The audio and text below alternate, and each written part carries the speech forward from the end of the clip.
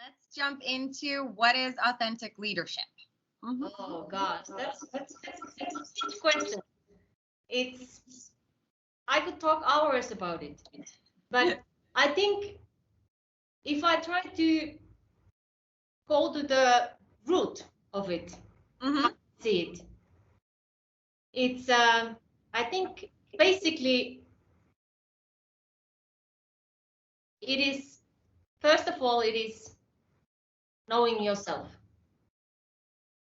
And not just knowing, but accepting. Okay. And accepting as you are, most importantly, not knowing. I explain a little bit what I'm saying is that because we see ourselves with this different set of beliefs and attitudes, right? Yeah. What we have learned and who we think we are as a title or profession or just another box and story about ourselves. And instead of building these bigger or fancier boxes to be a managing director, whatever, I think we need to develop this antidote to all our partial views of reality. Like I said, I'm coming a bit deeper. It's being present with our experience as it is. And this is kind of like an unconditional presence. We could also call it as a beginner's mind. Like I think Suzuki Rossi put it really nicely that in the beginner's mind, there are many possibilities. In the experts, there are few.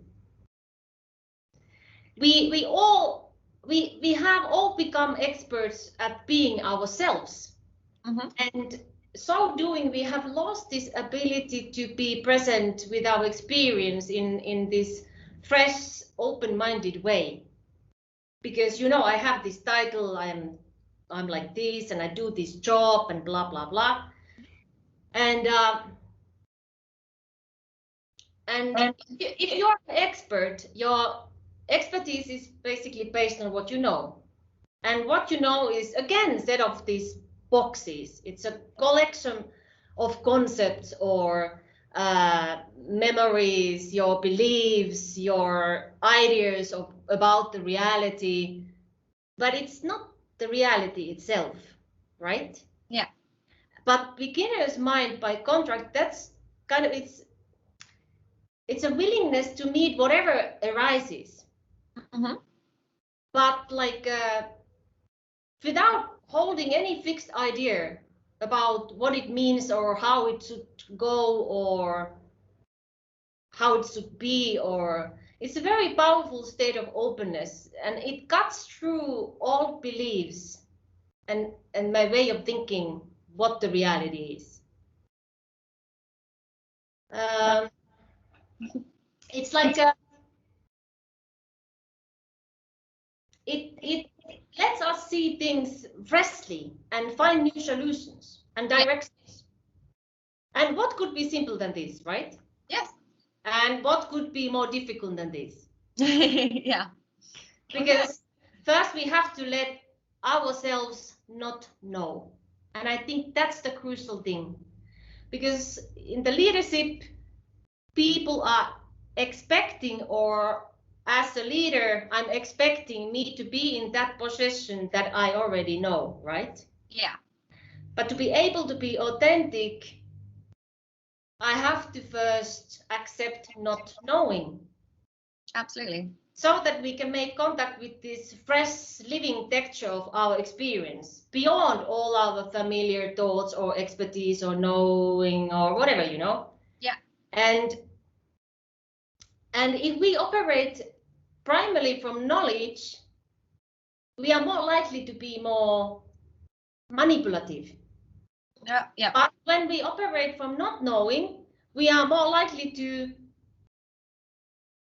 embody this authentic presence and letting ourselves not to know what to do. Actually, it invites a deeper quality of stillness and attentiveness into the work. And the most important thing is gives others possibility to not know. and free themselves to connect with their inner self and power. And this also gives them possibility to not know, also accepting as they are. Yeah. Which gives us possibility to go forward. So I think the most powerful way leading people are those who can model this authentic presence and bring it into the work. Because inviting and allowing another person to have his or her experience just as it is, I think it's maybe the greatest gift anyone can offer. Yeah. Basically, I'm talking about the experience to be seen and heard as you are, right? Yeah. And giving that gives possibility to reveal your inner power and strength to free yourself and find your own potential, which naturally makes you happy and successful, whatever you do. Yeah. Which naturally gives you and brings the joy, what you do. Yeah. And changes the thinking what to do more like how to do it. Yeah. And that brings passion, find the solutions, because if you are able as an authentic leader to create this culture, there's just solutions, and there are passionate people who are growing. I love it. Fantastic answer. Well, if we stay on the leadership side, how have you evolved as a leader? Because you've led multiple, projects and companies. So how have you evolved? Not knowing. But okay. So in the beginning, were you more like that you had an expertise, and then the further along you got, the more you accepted not knowing? Actually, my way of to become leaders has been completely other way around.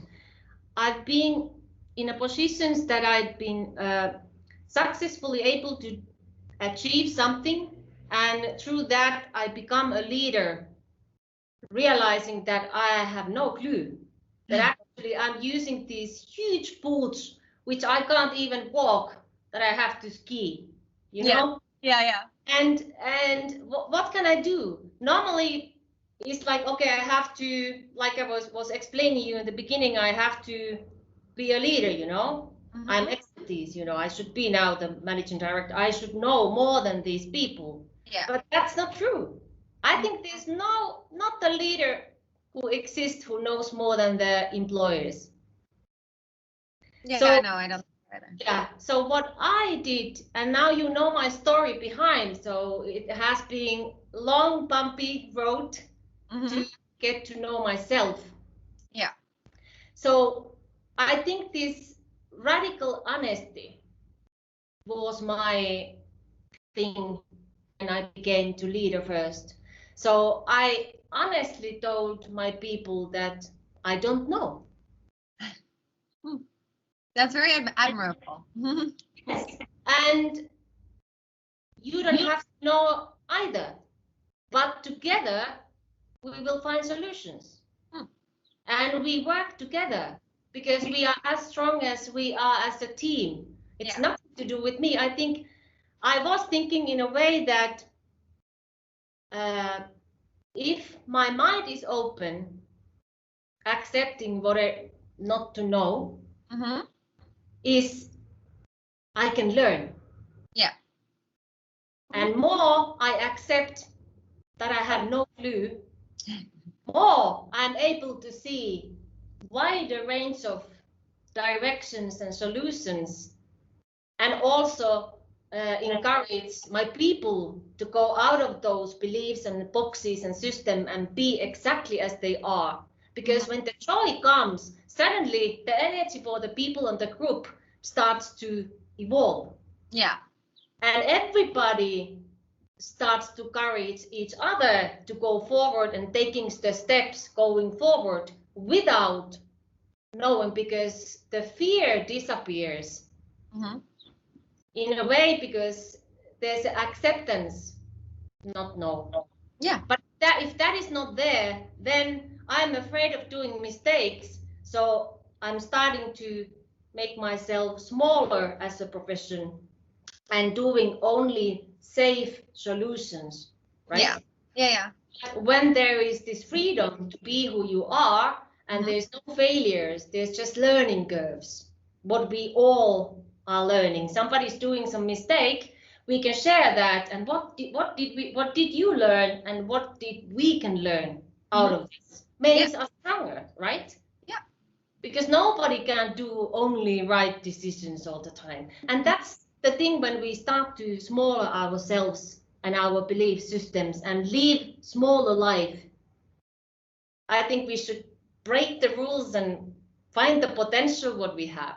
And I think that's one of the today's leadership's most important thing. This authentic way of leading gives people possibility to grow, and that's how I've been leading.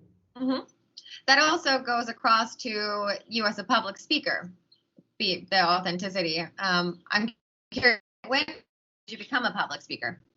At what stage? Now. Just now? Oh, okay. All right. Well, what's been your most memorable speech or event this far?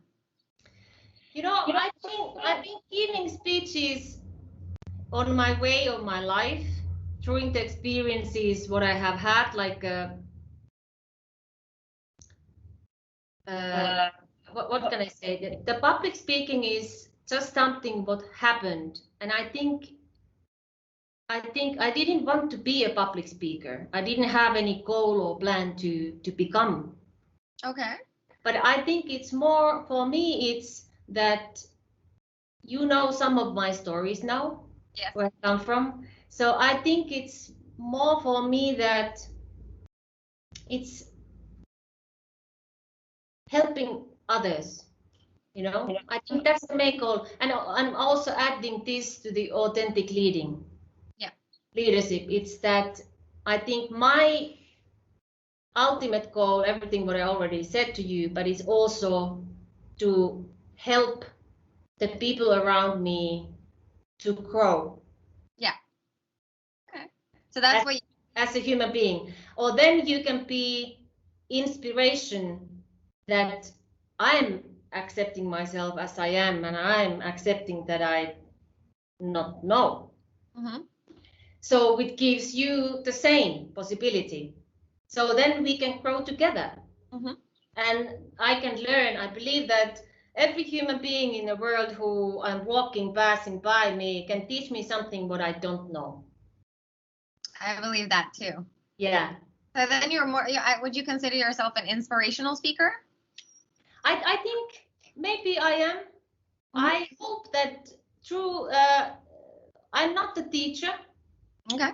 But I believe that sharing my experiences, what I have noticed, that I'm just sharing my experiences, the person who listens can reflect her or his own.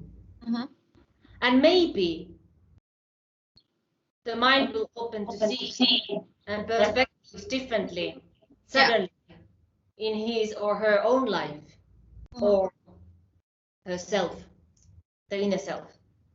How did it just happen? Like, how did you become a speaker? Were you approached to become a speaker, or was it something you published, or? No. Actually, what happened, I've been studying this well-being, I was in Japan, I graduated as a therapist, and I have been studying a lot about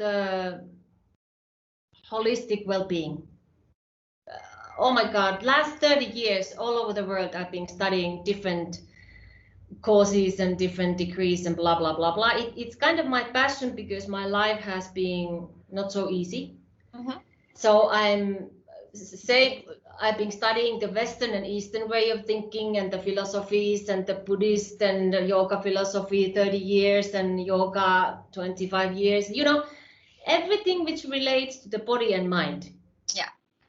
So I believe that finding different tools to my daily life and well-being, thinking about the mind and the body and the soul as one. Yeah. So, and using the tools, you will find a balance. So what happened on my journey, I've been invited to share my experience and these tools and what has happened to me and how with these difficult circumstances I've been find the strength to overcome. And how can I still be joyful and enjoying everything even though horrible things has happened in my life. Yeah. So in that way I started to got those invitations to tell this to them and blah blah blah blah, and it started to be more. Even in India I had some talks to some media companies because I knew the leader and blah blah blah, just sharing the story. And then I came to Finland, I wrote a book, and then first the Speakers Forum wanted to start to work with me, but I had that feeling that no, it's not. It was about 2 years ago. Okay. And I said that let's think about this, because somehow I felt that it's not time. I completely believe that life is a journey, and more you trust, it starts to guide you, and you will be in the right place in the right time. And sometimes it feels that you are never nowhere where you would like to be, but still I believe that the life, because if I would not have that belief, I probably would not ended up in Thailand, as you remember my story, right? Yeah. So that is my kind of a. But then I found my speakers Instagram, and I was looking like, oh, this is fantastic. That it feels like that you have a really good energy there. It's like a family.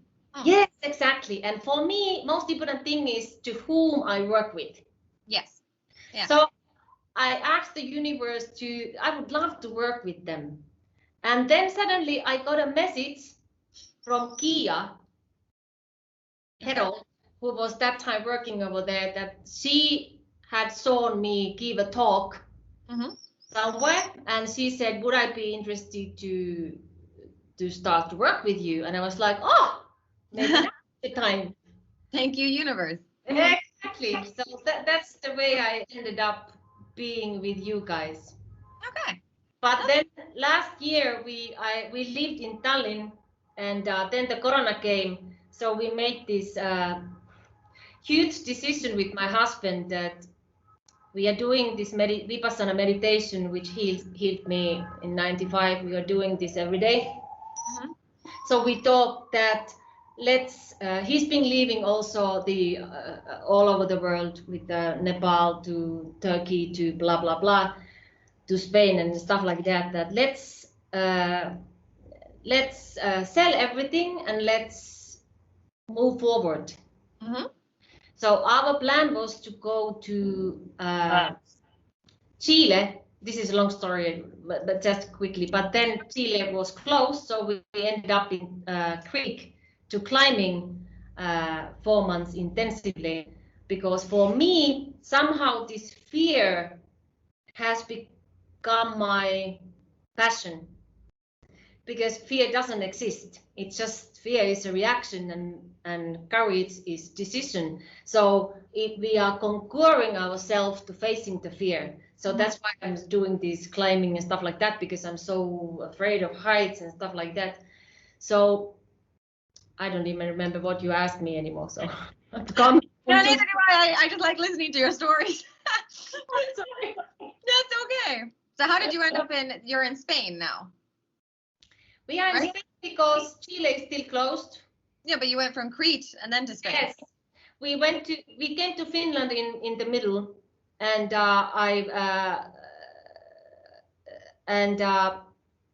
then we always wanted to come to Spain, and we have studied the language now for the last 6 months quite intensively. Yeah. We thought that this could be the place where to live for a while, so that's why. All right. Okay, I have 2 more questions for you. So one is, as a speaker, when you do a speech, what do you want your audience to be left thinking, or what do you want them to one day say about your speech? What do you want them to be saying after they watch you and listen to you?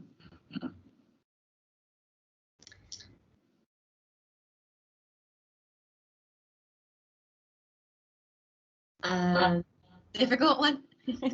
No, it's a really good one. Yeah. I hope that something has moved inside. That suddenly they have felt something what they haven't felt before, and they experience something profound that makes them see themselves and their life differently, and maybe more open-minded, and maybe more accepting, and maybe more courage to live fully as they are. I love it. I definitely get courage from you. I mean, your story's inspirational. And then my last question for you would be, might have asked it last time too, but what would your one piece of advice be for someone who's aspiring to be a public speaker? Be yourself. Okay. Yeah. Just as you are. The more you try to be somebody else, you are not touching the person who listens you heart by heart. But when you accept not knowing, just sharing your experience and what it is today, yeah, gives the listener the possibility to really connect with you. Okay, well now I had one more question from that. Because we have these, boxes like you were talking about in society, and we're kind of forced to have to fit into them. Mm-hmm. And authenticity is now a bigger thing, but what's your advice for getting out of that? How do you get out of those stigmas that everybody wants you to fit in a box? How do you break free from that? Be in the present moment. I think we are here. Mm-hmm. We are basically in our head. Yeah. And we are the prisoners of our mind stories. So we are not connected to our body. Mm-hmm. And this connection is one of the most important first step to be able to get to know yourself. Because when you have this connection, you will start to know who am I actually, and what kind of life I'm living, and what the story is, and what is my belief system behind my way of being and doing things. Yeah. And to be able to see that, you can start to change that. Okay. And tell you another story, which probably will be not narrowing yourself, but widening and opening yourself. Mm-hmm. I think the most important thing is to get to know yourself, and like I said, fear is just reaction, and we are so afraid of if there's something, if I turn inside, if there's coming up something that I can't handle. Mm-hmm. I can tell you, I've been doing this now 35 years. Nothing comes up which I can't face it. Mm. Yeah. It's like I'm emptying this with my inner self, which is full of my history and my beliefs, my thoughts, my feelings, everything is here. The more I do and emptying it, I'm just looking at them and I'm accepting what it is. I'm freeing myself to be more open, and there's more space, and I'm starting to find my full potential. Yeah. Because we all have one. We are unique. There's nobody else like you. I think it's incredible, and I think you are using your powers just so tiny. Mm-hmm. I think you know what your potential is, but most of the people have no clue, and I'm so fascinated about it. I think we should all turn inside. For me, the tool is meditation, but I'm not saying everybody should meditate. And first of all, I think also meditation could be even ironing. It could be cleaning. Mm-hmm. Yeah, I could say cleaning is my meditation. Yes, for me it's as well. So it's the best meditation for me. I'm cleaning my home, and suddenly my head is not messy anymore. Mm-hmm. Everything is calm and nice. So find those tools and use them daily. But you have to be disciplined. It doesn't happen in a day. Yeah. But you start to do new thing, and first it might be difficult, and then you have so many thoughts against it, but keep doing it. In the day, it will root your daily life, and more you will root those things which will help you to become more you and more open, more happier you will be, and there's no problems anymore to have more tools. Thank you so much.